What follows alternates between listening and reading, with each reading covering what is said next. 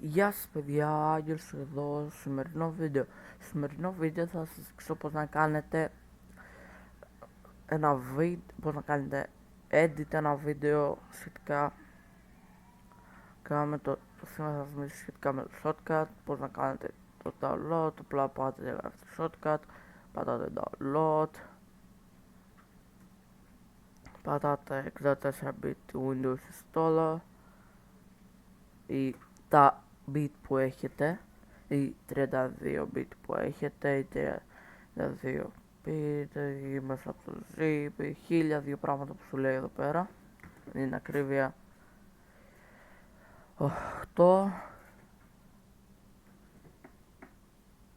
Λοιπόν, διαλέγεις τα bit που έχεις,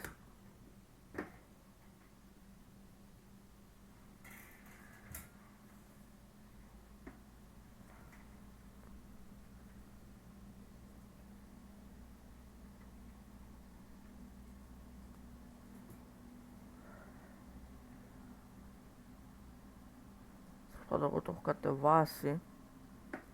Λοιπόν, αυτό ήταν το βίντεο, ελπίζω να σας άρεσε, κάντε ένα like, ένα subscribe, πάτε στο κομμανάκι γιατί με βοηθάει και θα τα πούμε στο επόμενο βίντεο. Bye!